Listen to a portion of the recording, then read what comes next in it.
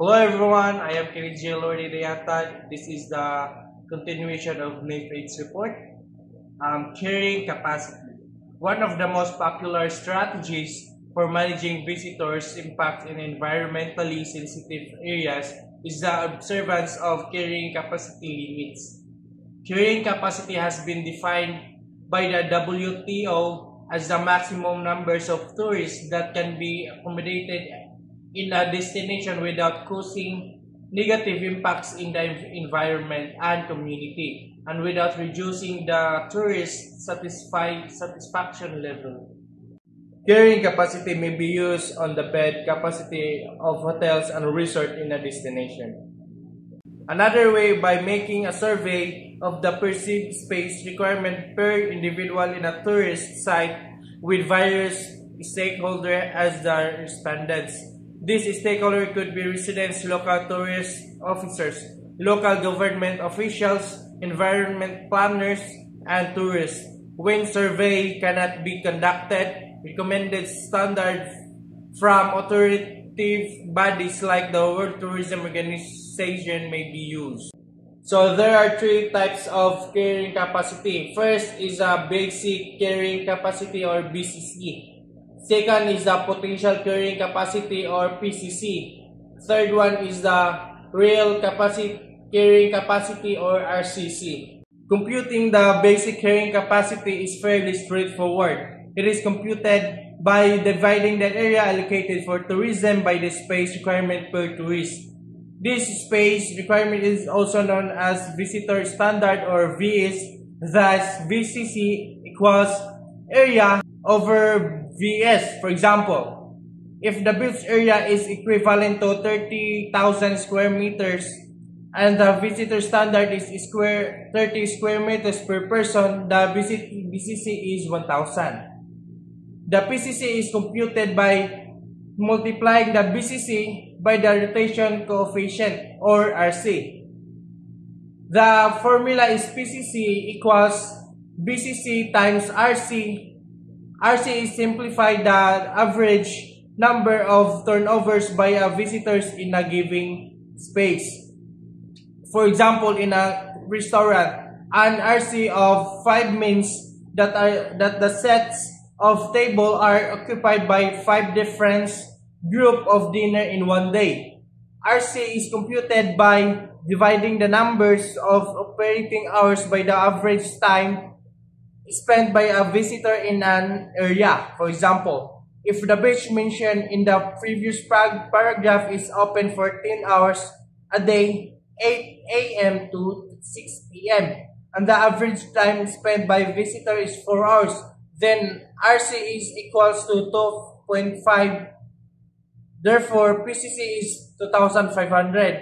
You can figure out how this figure was arrived out by going back to the formula. So the last concept is called the real carrying capacity or RCC. RCC considers conditions that can be affect the rotation coefficient, such as shorter operating hours due to extreme temperature, tidal conditions, transport availability, and others. Over a year, the total carrying capacity may be affected by climatic conditions such as monsoons, typhoons, and periodic maintenance closure.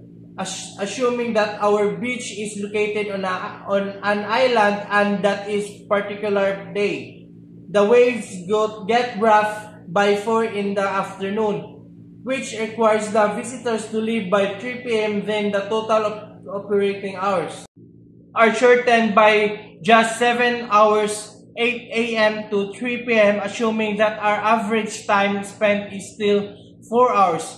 Then RC becomes 1.75. All things being equal, RCC will be 1,750. Determined to provide security and safety.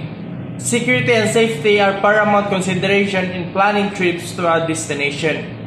Place where there are insurgency and high crime rate are prone to natural calamities will not able to attract many visitors. At an ecotourism site, the potential hazard is the place of emergency procedures. requiring visitors to present their valid IDs, wearing proper attires and equipment for certain activities like caving and rappelling, prohibiting the bringing of dangerous materials like guns, drugs, and alcohol inside the ecotourism premises, and having warning signs. It is also important to have properly trained tour guides and staff who can perform first aid to visitors when necessary. Responsible tourist behavior. Responsible tourism's consumption may be reinforced through incentives and policies by tourism enterprises themselves. For example, in Mauban, Quezon tourists going to Cagbalite Island are given a plastic soft drinks bottle which the visitors should put their litter in while on the island.